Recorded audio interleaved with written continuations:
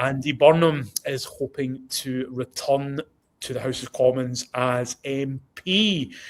Dougie, come to you first. Let's cut to the chase. Is Andy Burnham, number one, going to win in Makerfield? And number two, is he going to use that as a springboard to topple Keir Starmer as Prime Minister?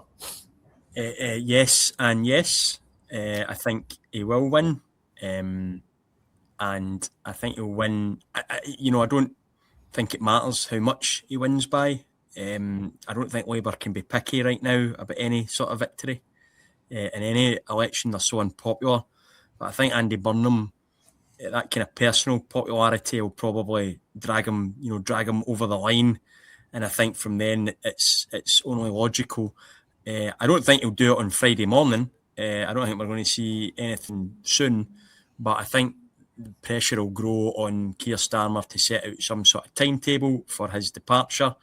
And I think Andy Burnham now sees himself as, the kind of Prime Minister in waiting. He is quite popular with voters. This Labour government's so unpopular. So it's been so hopeless, to be honest, for 2 years. I think even the most devout Labour supporter would admit that. And I think they need fresh ideas, they need fresh blood, and Andy Burnham certainly appears to fit the bill. A kind of Northern English Labour guy. He kind of fits in a lot more with that Labour tradition. Someone like Keir Starmer, I think he's someone that can encourage Labour voters in 2029 at the next election, and that's what they need. They're under threat. I think the right wing vote will get split slightly in Makerfield. Obviously, you've got Restore standing there, and as we were discussing off air, Chris, the main story might be whether Andy Burnham can beat the combined Reform and Restore vote. Yeah. And if he manages to do that, I think it puts him in an incredibly strong position. But I don't really think it matters. If he wins by one vote, for me, it's he's a proven vote winner then, and that's something that Keir Starmer can look back to 2024. But if there was a general election tomorrow, Keir Starmer ain't winning it. If there's any election tomorrow, Keir Starmer ain't winning it. So I think, yeah, absolutely, this is going to be a springboard for him. Dan, is Andy Burnham really the saviour that the Labour Party has been waiting for? It's really difficult to say that with any certainty because he has been serving as mayor in Greater Manchester.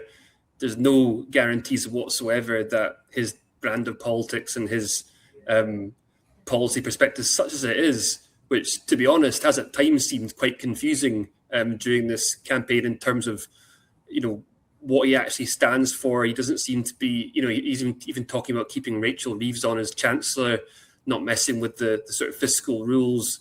He talks a good game about wanting to nationalise energy and water and things like that. But I think I think there's a lot still to be answered as to whether or not, Burnhamism or Manchesterism or whatever you want to call it, whether it's real, whether it's a real thing that you can separate out from normal politics, or to what extent it's just image and spin. I think the thing with Burnham that you definitely can credit is that he has a genuine connection with the people he represents in Greater Manchester. People seem to actually like him, which that alone is probably quite a big upgrade on Keir Starmer, who basically nobody likes. So I think there's every reason there's no reason to think that Burnham's necessarily going to be a failure. But there's not enough of a reason to think that he will definitely be a success. We saw how quickly Labour in 2024 just torpedoed themselves. They won a majority, and then within weeks, there wasn't even a honeymoon. It was. I don't think you'd even call it a one-night honeymoon. Like as soon as they got into office, they started messing it up. Burnham understands Westminster politics, even though his kind of persona now is that he's an outsider. But he used to spend, he used to be a minister. He knows he's been there and done it. Yeah, he's been there and done it. It'd be interesting to see to what extent, Burnham, the myth, how's that translate into reality if he is going to end up challenging Starmer for the leadership, if he is going to end up in number 10.